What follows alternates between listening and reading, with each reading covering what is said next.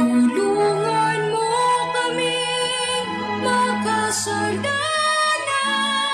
sa buhay na ito kailanpaman.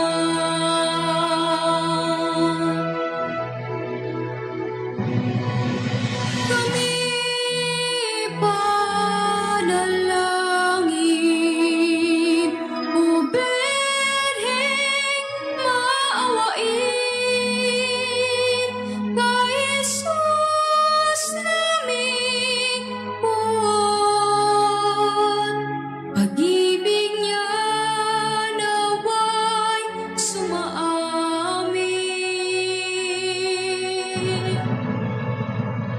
Mahal na Birheng Santo Rosario, mahal naming Ina, Birheng Maria, tulungan mo kaming makasalanan sa buhay na ito kailanpaman.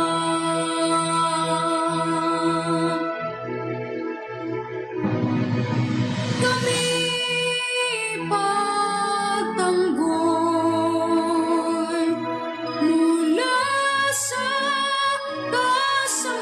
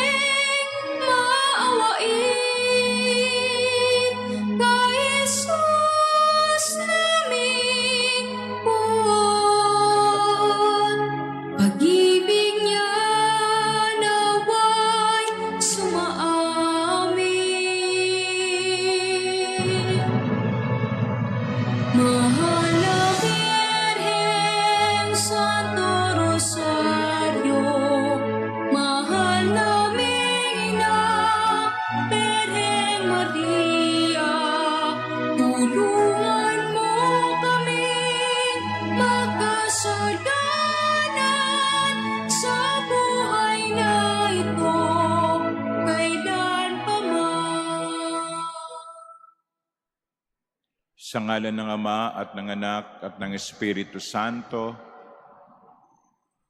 O mahal na Birhen ng Santo Rosario, ikinalulugod at ipinagkakapuri namin ang pagdalaw mong ito sa Katedral ng Maynila. Kami nagpupuri at nagpapasalamat sa Ama, sa Anak at sa Espiritu Santo sapagkat ibinigay ka sa amin. Ikaw ang aming laging gabay at tagapagsanggalang laban sa mga tukso at kasamaan. Kami ay nagagalak na patuloyin ka sa aming puso at naway manatili kang manahan dito. Tulungan mo kami na taglayin din namin ang pananalig sa Diyos na mayroong ka. Igawad mo sa amin, mahal na Birhen ng Santo Rosario, ang iyong pagpapala. Basbasan kaming lahat at huwag nawang itulot na kami makagawa ng anumang ikalulumbay mo at ingatan kaming lagi bilang pag-aari mong tunay magpakailan paman.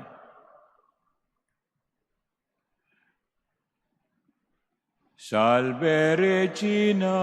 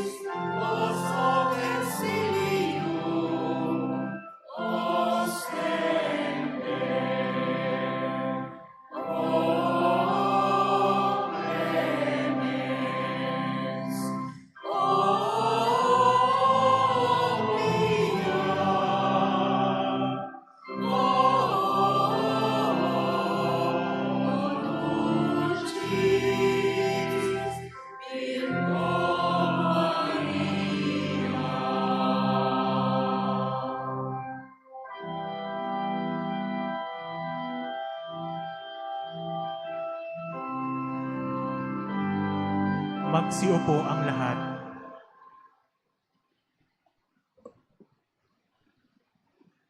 Magandang umaga po sa inyong lahat. Hayaan pong ibahagi ko sa inyo ang kasaysayan ni Apo Sayong. Para sa kabatiran po ng lahat, nakaukit na sa kasaysayan ang pagiging relihiyoso o relihiyosa ng mga mamamayan ng Malipangpang San Ildefonso, Bulacan.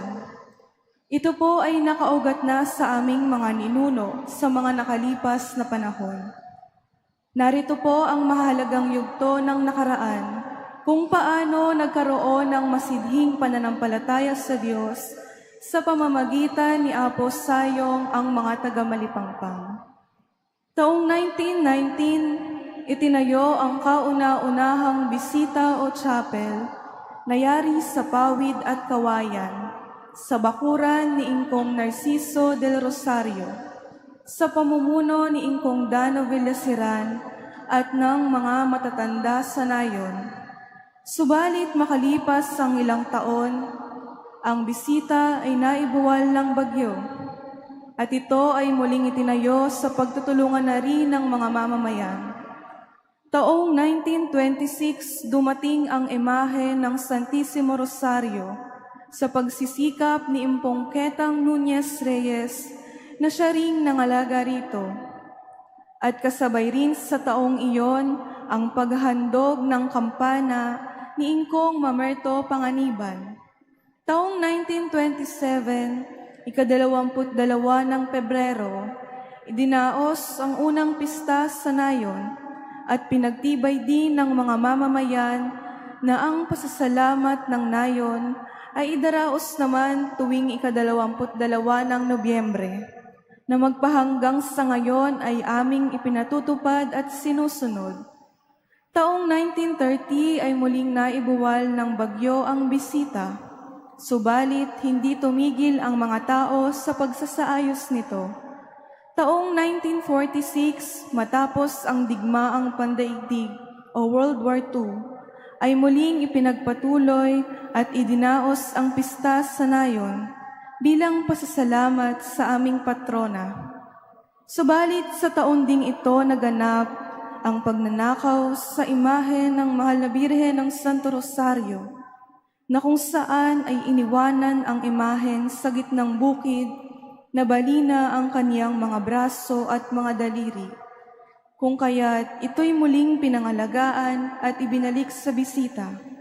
Taong 1957, muling ipinagawa ang bisita at pinatibay sa pamamagitan ng paghandog ng mga materyales na gagamitin, buhat sa mga mamamayan ng barangay na may magagandang kalooban, upang patuloy na maipaayos ang bisita at para maipagpatuloy ang pamimintuho sa Mahal na Birhen ng Santo Rosario.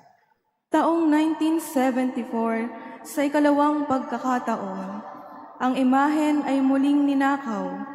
Dahil sa pagtutulungan, ito'y pinagsumikapang hanapin at natagpuan sa isang tindahan sa Ermita, Manila, at ito ay muling nabawi. Muling iniluklok sa bisita at nagkaisa na muling ipaayos ng mas matibay upang higit na maingatan ang imahen, na naging daan upang lalong lumalim ang pananampalataya ng mga tao. Taong 2006, ika-7 ng Hunyo, ay itinalaga na ng lubhang kagalang-galang Jose F. Oliveros, Obispo ng Malolos, na ang dating chapel ay isa ng Quasay Parish sa pangangalaga ni Reverendo Padre Ronaldo Samonte. Taong 2008, ika-30 ng Oktubre, makaraan ng 2 taon, ang Quasay Parish na ito ay ganap ng kinilala bilang parokya ng Mahal na Birhen ng Santo Rosario sa pamumuno ng Kura Paroko Reverendo Padre Ronaldo Samonte, na sinundan ni na Reverendo Padre Leonardo Espiritu at Reverendo Padre Dennis Cruz. Tunay na ang parokya ay unti-unting lumago, umunlad at naging mabunga ang mga mananampalataya sa panahon ng kanilang paglilingkod. Sa kasalukuyan, ang parokya ay nasa pamumuno ni Reverendo Padre Jose J.G. Santos bilang Kura Paroko, na patuloy na pinapanday ang mga mananampalataya bilang isang parokyang nagpupuri at nagpapasalamat kasama si Maria, katuwang ang sangguniang pastoral ng parokya at lahat ng mananampalatayang nasasakupan nito ay sama-samang nagkakaisa at nakikibahagi sa hangarin na patuloy na lumakas ang debosyon sa Mahal na Birhen ng Santo Rosario. Tuwing ika-22 o 22 ng bawat buwan, ay nagsasagawa ng banal na oras at misa, jail mass, apostolate at street masses, pagdadala o pagdalaw sa iba't ibang parokya, tanggapan at lugar upang ipakilala si Apos Sayong. Layunin ng parokya ng Mahal na Birhen ng Santo Rosario na makapagpagawa ng bagong simbahan na matatagpuan sa Malipangpang San Ildefonso, Bulacan, ng higit na mas matatag at matibay na istruktura at bilang paghahanda sa darating na pagdiriwang ng sentenaryo o ika-100 taon ng pagdating ng imahe ni Apos Sayong bilang patrona ng aming parokya sa taong 2026. Inaanyayahan po namin kayong dumalaw o bisita sa aming parokya, ang parokya ng Mahal na Birhen ng Santo Rosario o kay Apos Sayong sa Malipangpang, San Ildefonso, Bulacan. Nananabik po kami na makilala ninyo si Apos Sayong at tulad ng aming paniniwala, aming sinasambit sa harap ng imahe ng Birhen ang mga katagang ito. Apos Sayong, samahan mo kami, alalayan mo kami, ipanalangin mo kami.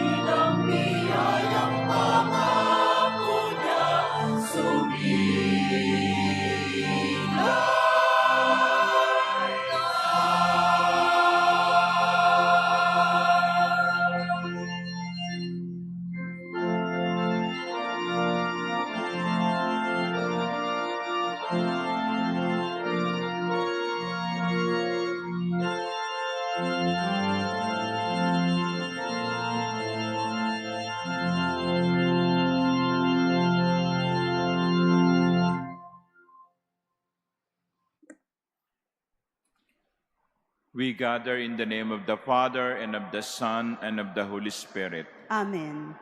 The Lord be with you. And with your spirit. My dear brothers and sisters, on behalf of the community of the Manila Cathedral, I would like to welcome the community of San Ildefonso, Bulacan, under the title of Our Lady of the Most Holy Rosary. Sila po ay narito, dala ang imahen ni Apo Sayong.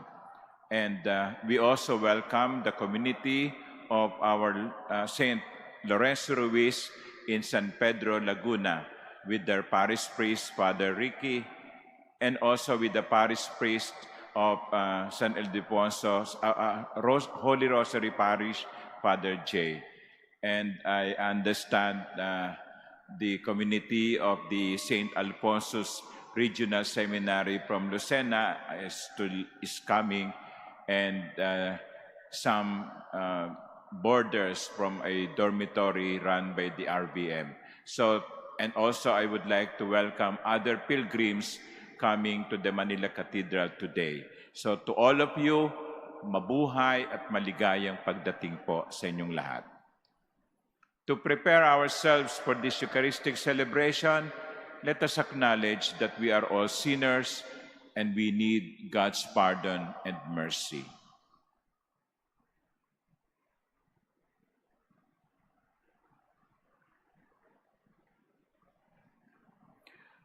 You were sent to heal the contrite of heart. Lord, have mercy. Lord, have mercy. You came to call sinners. Christ, have mercy. Christ, have mercy. You are seated at the right hand of the Father to intercede for us. Lord, have mercy. Lord, have mercy. May Almighty God have mercy on us, forgive us our sins, and bring us to everlasting life. Amen. Let us pray.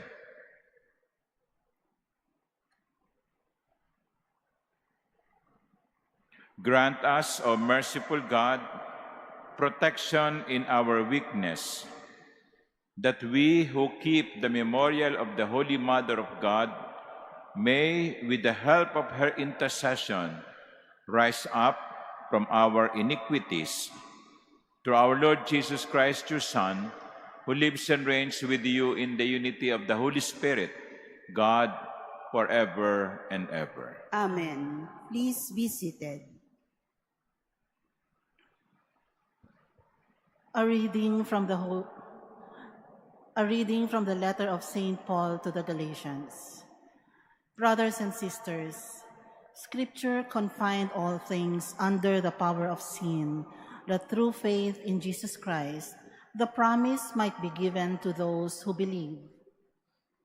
Before faith came, we were held in custody under law, confined for the faith that was to be revealed.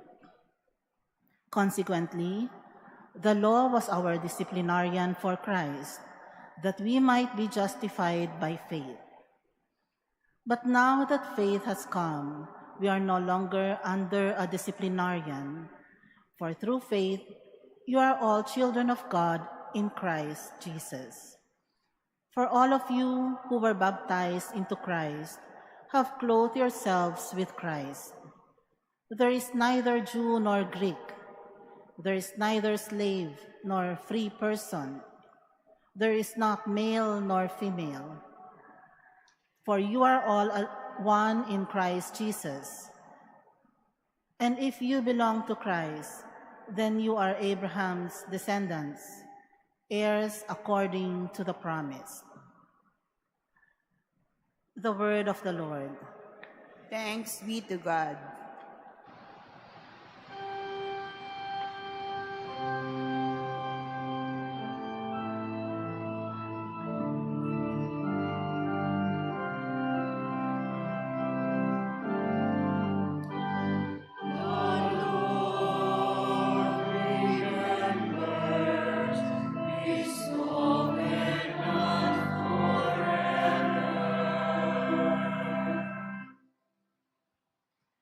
Sing to him, sing his praise, proclaim all his wondrous deeds. Glory in his holy name. Rejoice, O hearts that seek the Lord.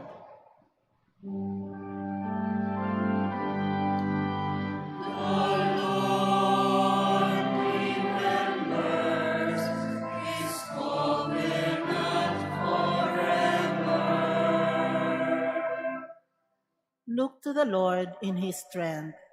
Seek to serve him constantly. Recall the wondrous deeds that he has wrought, his portents and the judgment he has uttered.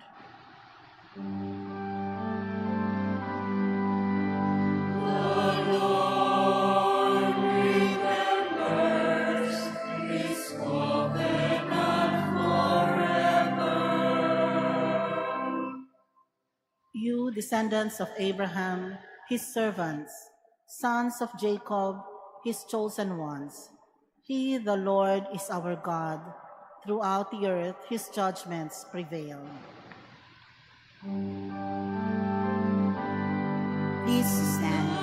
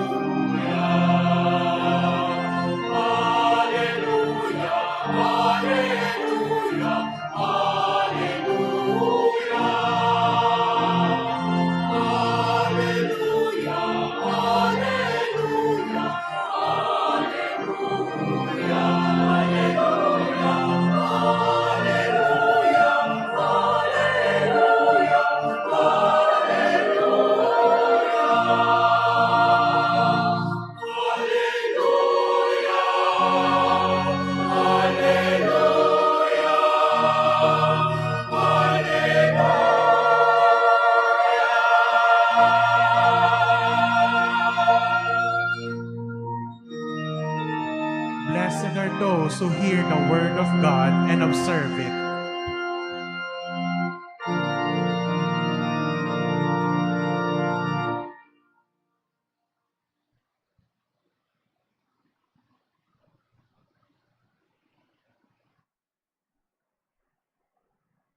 The Lord be with you. And with your spirit. A reading from the Holy Gospel according to Luke. Glory to you, O Lord.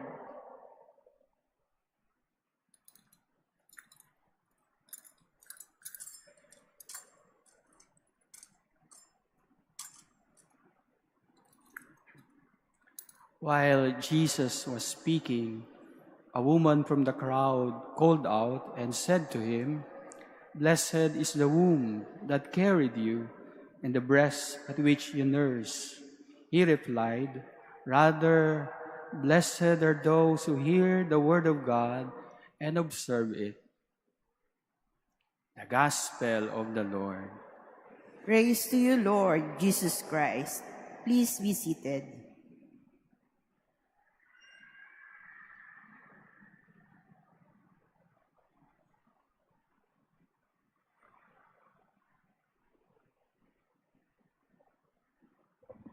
Isang magandang umaga po sa inyong lahat. Sino ang pinagpala? Kung ang pagbabasihan po natin ay ang ebanghelyong ating pinakinggan, kung saan ang isang babae ang sumigaw mula sa karamihan at sinabi kay Jesus, "Blessed is the womb that carried you, and the breasts at which you nursed." In other words, pinagpala ang nanay mo. Pinagpala ang nanay mo na nagdala sa iyo sa kanyang sinapupunan at nagpasuso. Sino po ba yon? Ang mahal na birhen. At totoo naman, ang mahal na birhen ay pinagpala sapagkat mismong ang anghel na si Gabriel, nung siya'y dalawin, ay binanggit ng anghel, "Maria, bukod kang pinagpala,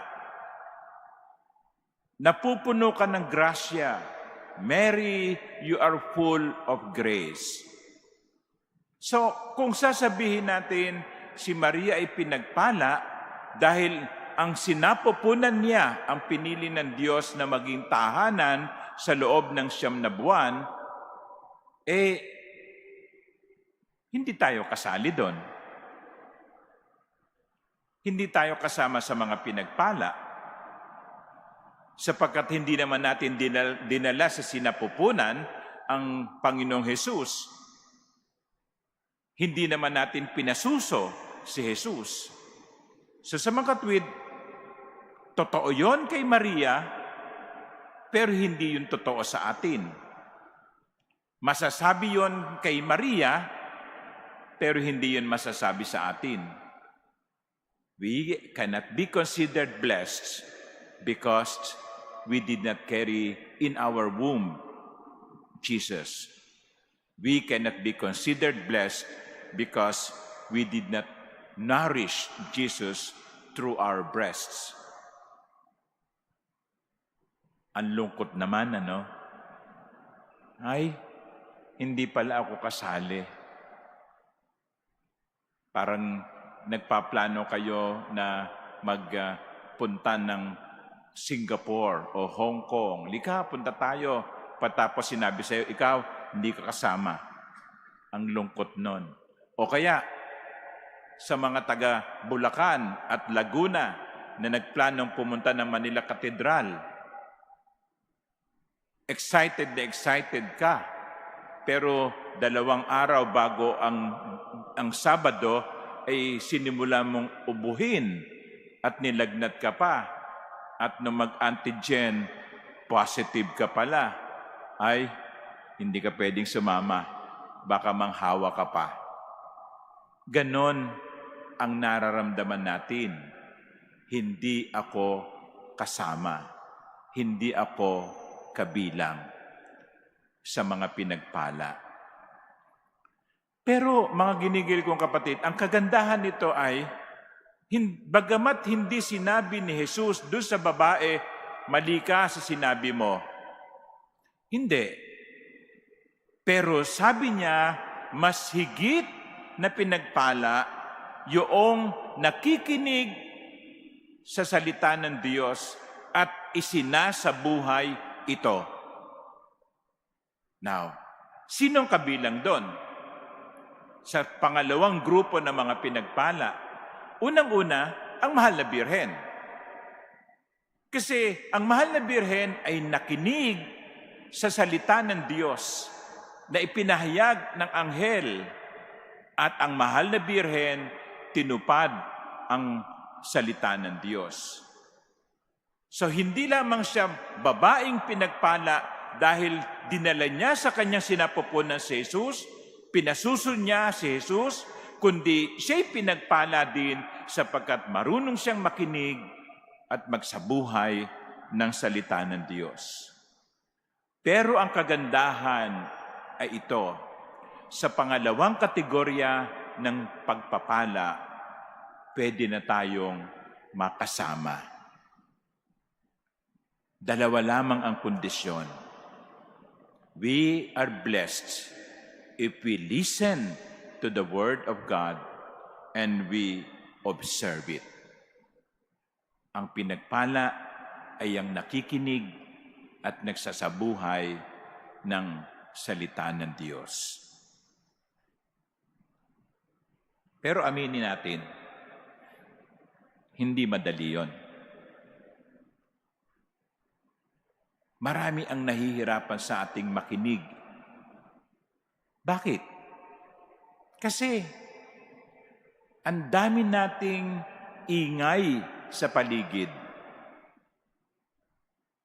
Ang dami nating mga distractions. Nandiyan dyan na ang mga gadget, nandiyan dyan na ang mga problema sa buhay, nandiyan dyan na yung mga iba't ibang pinagkakabalahan.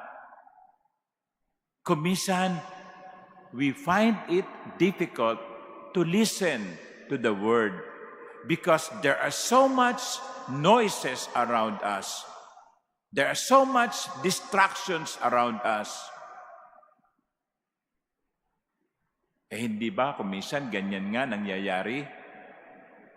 sa hapagkainan, sa halip na magkwentuhan ang isang pamilya, kanya-kanyang cellphone, kanya-kanyang text, kanya-kanyang mundo.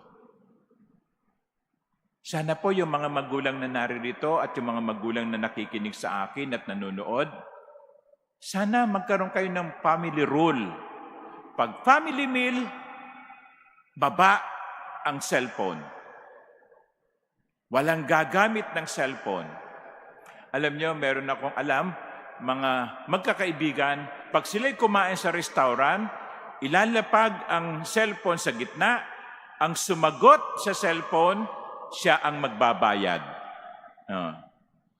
Di walang gustong sumagot ng cellphone, no? Walang gustong mag-text. Pag ginalaw mo ang cellphone mo, nag-text ka, sumagot ka sa tawag, ikaw ang taya. Maganda sigurong gawin natin yun no? Kasi bakit hindi na tayo nakakapakinig sa iba? Bakit ang mga pamilya hindi na nagkakakwentuhan? Kasi merong ibang pinagkakaabalahan. Kaya tuloy yung pamilya, hindi na nagkakausap, hindi na natatanong, kumusta ang maghapon mo? Kumusta ang school? Anong natutunan mo? Anong experience mo? Mami, kumusta ka ngayon? Kumusta ang trabaho, daddy? Wala na yun Bakit? May kanya-kanyang pinagkakaabalahan. Kumisan, ganun din ang nangyayari sa atin sa salita ng Diyos. Ang Diyos nagsasalita sa atin sa pamamagitan ng iba't ibang paraan. Nagsasalita siya sa pamamagitan ng banal na kasulatan. Nagsasalita siya sa pamamagitan ko ng mga pari na nangangaral. Nagsasalita ang Diyos sa pamamagitan ng mga pangyayari sa buhay natin. Nagsasalita ang Diyos sa mga trahedya na nangyayari sa ating buhay. Pero kuminsan lumalampas ang mensahe ng Diyos sapagkat hindi tayo nakikinig. Tularan natin ang mahal na Birhen. Marunong makinig sa salita ng Diyos. Pero hindi po natatapos doon. Idinugtong na Jesus, pinagpala ang marunong makinig sa salita ng Diyos at magsabuhay nito. Tatanungin ko nga kayo, kayong mga taga Bulacan, kayong mga taga Laguna, ng deboto ng mahal na Birhen, sa dinami-dami ng mga salita ng Diyos na napakinggan nyo, siguro naman linggo-linggo nagsisimba kayo, Iba nga sa inyo, araw-araw pa, Sa dinami-dami ng salita ng Diyos, sa dinami-dami ng pangaral ng pari na napakinggan ninyo, ilan na doon ang inyong naisabuhay. Ayan. Sabi ng Panginoon, magpatawad ka. Ang hindi magpapatawad ay hindi tatanggap ng kapatawaran. Sige nga. Hanggang ngayon ba, meron pang tao kayong hindi pinatatawad? Ay, Father, pinatawad ko na yun. Kaya lang, pag nakikita ko ang mukha, naaalala ko yung ginawa niya sa akin Di ba? Kumukulo ang dugo ko hindi yun pagpapatawad kasi may galit ka pa.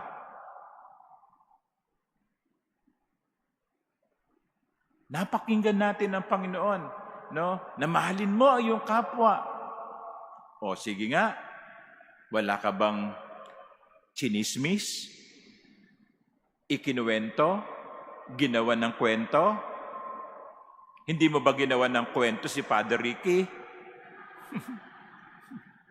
O baka si Father Jay, ginagawa nyo ng kwento? Nawala na naman ang pari namin. Ako, saan kaya nagpunta? Malay nyo, nag-retreat.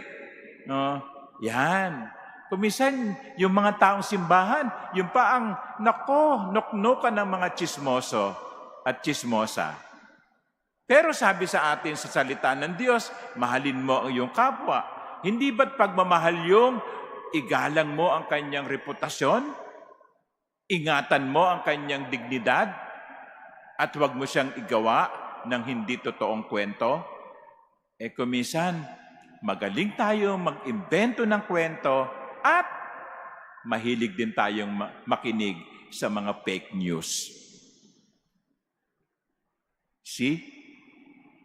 Pakikinig, pagsasabuhay, daan sa pagpapala.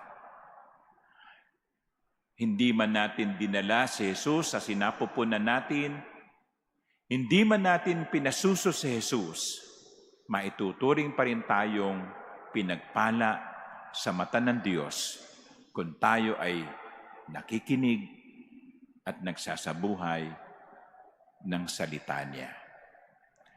Hilingin natin ang panalangin ng mahal na Birhen upang tayong lahat, lalo na ang mga deboto sa Kanya, ay maging tunay na halimbawa ng pakikinig at pagsasabuhay ng salita ng Diyos.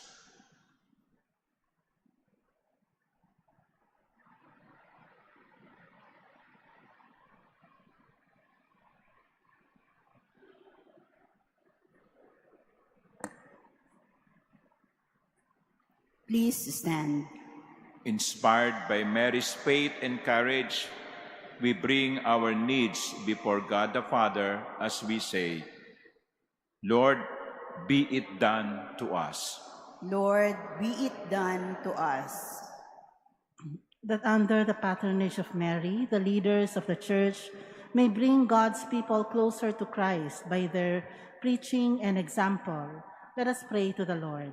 Lord, be it done to us. That like Mary, we may welcome the Word of God into our hearts and respond to it with generosity. Let us pray to the Lord. Lord, be it done to us. That following the example of Mary, mothers may make their homes dwelling places of love and holiness. Let us pray to the Lord. Lord, be it done to us. That God may look with compassion on the sick with the help of Mary. Let us pray to the Lord. Lord, be it done to us. That the dead may enjoy eternal happiness in the company of Mary and the saints. Let us pray to the Lord. Lord, be it done to us. In silence, let us pray for the intentions offered in this Mass, as well as for our own particular needs. Heavenly Father, you chose Mary to be the mother of your Son. Help us, through her intercession, that we may treasure the memory of your Son's death and resurrection. We ask this through Christ our Lord. Amen. Please be seated.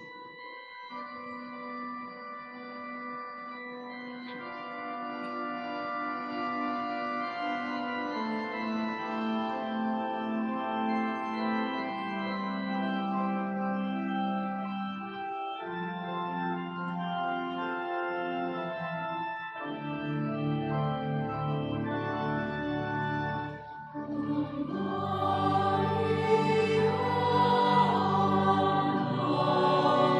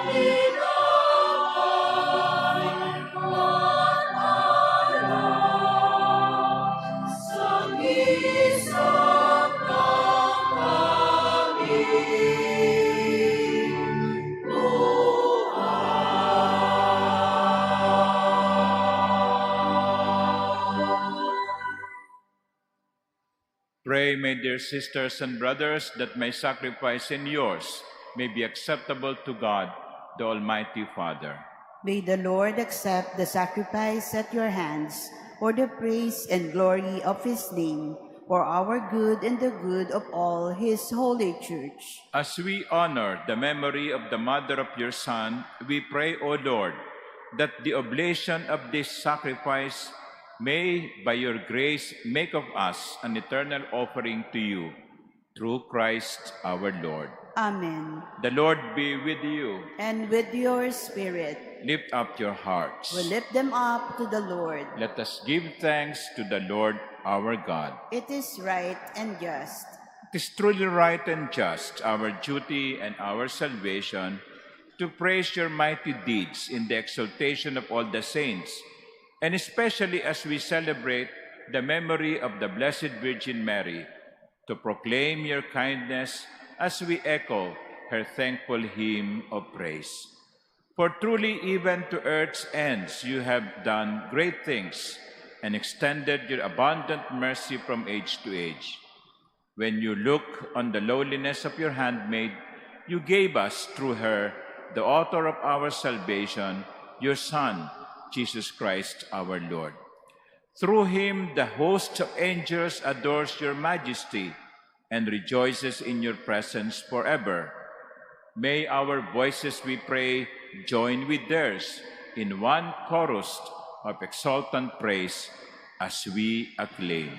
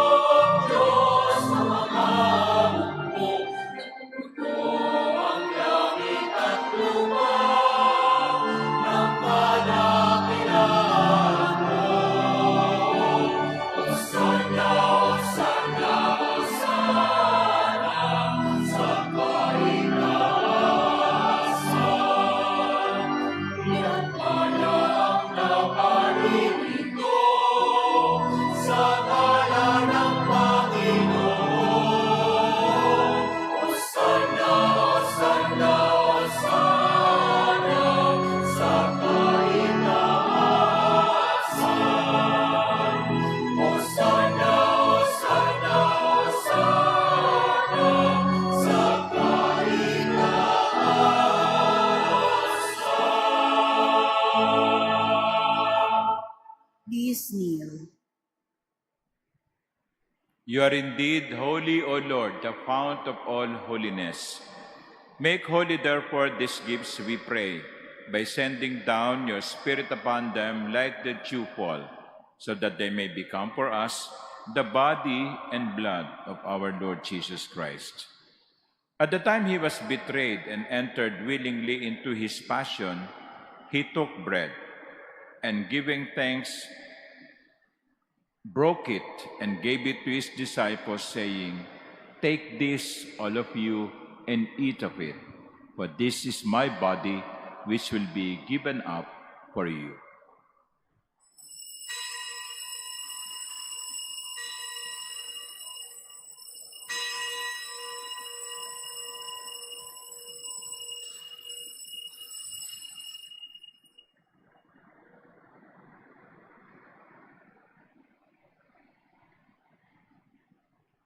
In a similar way, when supper was ended, he took the chalice, and once more giving thanks, he gave it to his disciples, saying, "Take this, all of you, and drink from it. For this is the chalice of my blood, the blood of the new and an eternal covenant, which will be poured out for you and for many for the forgiveness of sins. Do this in memory of me."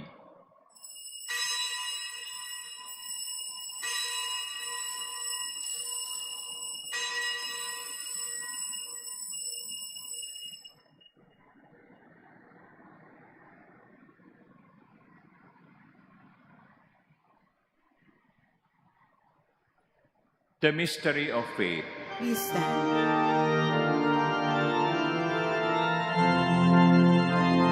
Sa puso at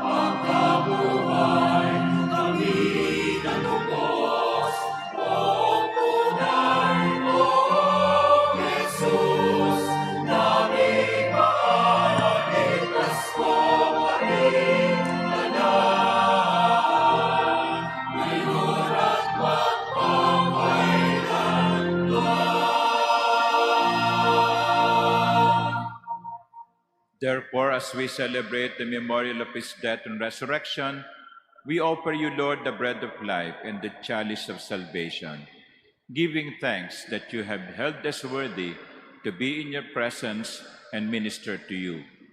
Humbly we pray that partaking of the body and blood of Christ, we may be gathered into one by the Holy Spirit. Lord, remember your church spread throughout the world and bring her to the fullness of charity, together with Francis our Pope, our Bishop Jose, and all the clergy. Remember also our brothers and sisters who have fallen asleep in the hope of the resurrection and have died in your mercy. Welcome them into the light of your face. Have mercy on us, all we pray, that with Blessed Virgin Mary, Mother of God, with Blessed Joseph, her spouse, with the blessed apostles and all the saints who have pleased you throughout the ages, we may merit to be cursed eternal life and may praise and glorify you through your Son, Jesus Christ. Through him and with him and in him, O God, Almighty Father, in the unity of the Holy Spirit, all glory and honor is yours forever and ever.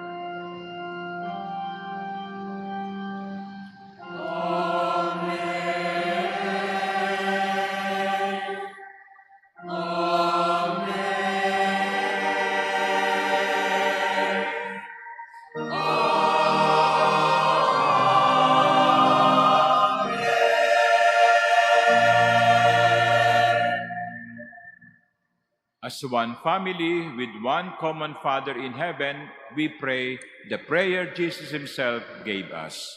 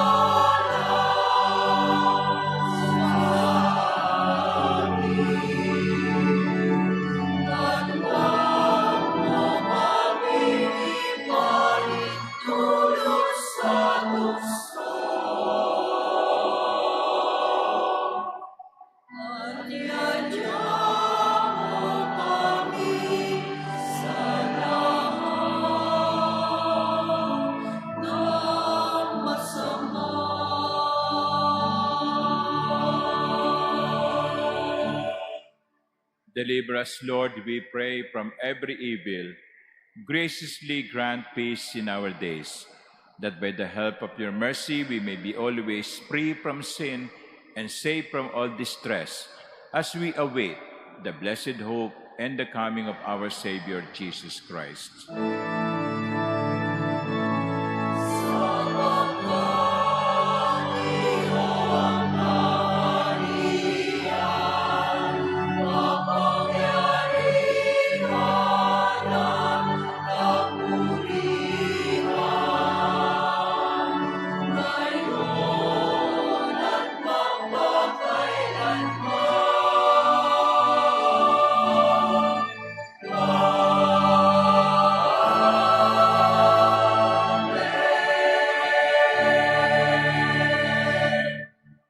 Lord Jesus Christ, who said to your apostles, "Peace I leave you, my peace I give you."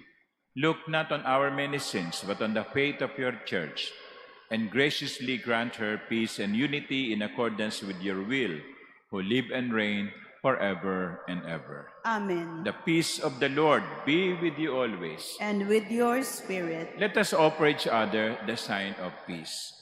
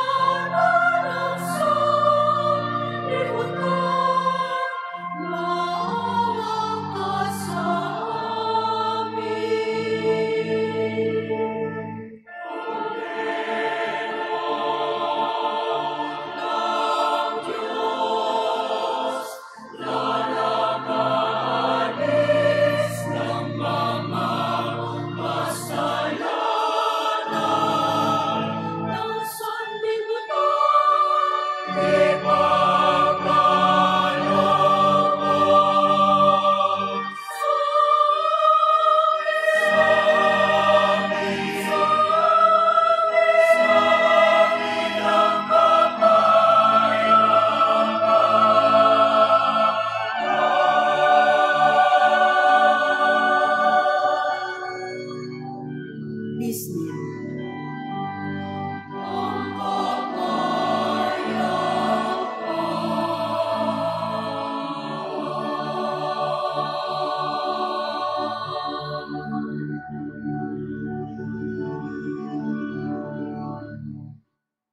Behold the Lamb of God. Behold him who takes away the sins of the world. Blessed are those called to the supper of the Lamb. Lord, I am not worthy that you should enter under my roof, but only say the word, and my soul shall be healed.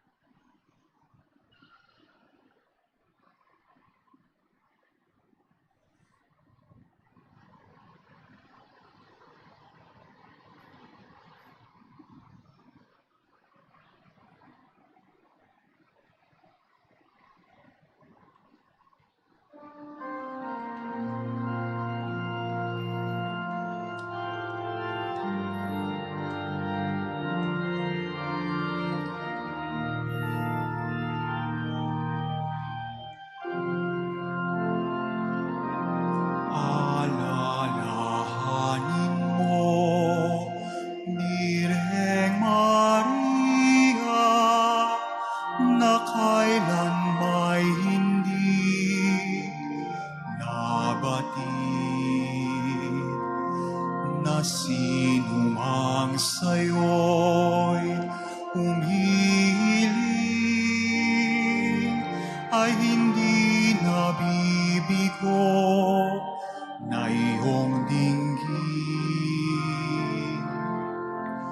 Puspos kami ng lakas ng loob sa iyong harap, kami dumudulog.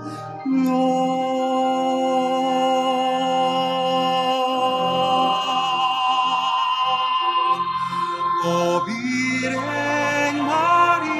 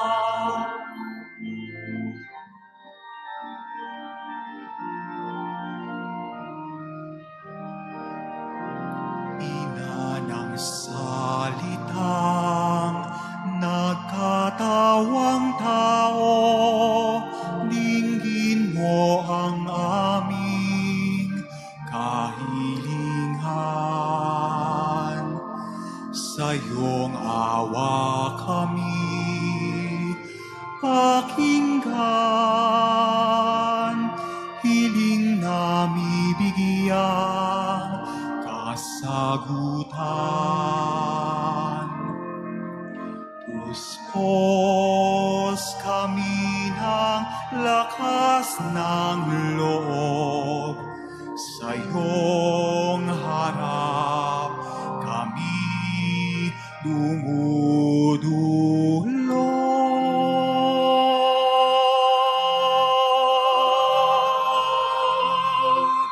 O Birheng Maria, o aming ina, kami sa'yo lumalapit na makasalanan at nalulumbay. Alalahanin mo, O Birheng Maria, o aming ina, kami sa'yo lumalapit na makasalanan at nalulumbay. Alalahanin mo, O Birhen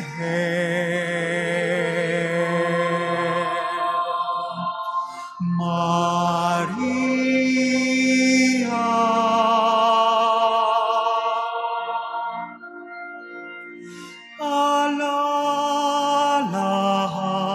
Alalahanin mo, O Birhen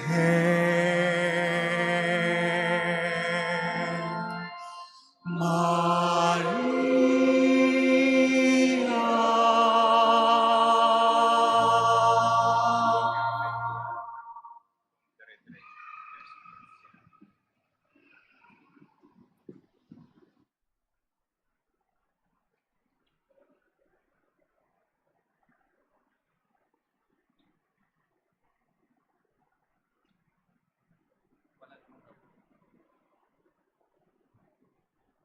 Please stand.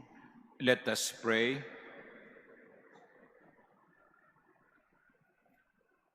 Having been made partakers of eternal redemption, we pray, O Lord, that we who commemorate the mother of your Son may glory in the fullness of your grace and experience its continued increase for our salvation through Christ our Lord. Amen. After this final hymn, I would like to request you, the pilgrims, to stay put, and I will say something about the Manila Cathedral. Ito po'y pagkatapos ng misa. The Lord be with you, And with your spirit. and may Almighty God bless you, the Father, and the Son, and the Holy Spirit. Amen. The Eucharist has been offered. Go in the peace of Christ. Thanks be to God.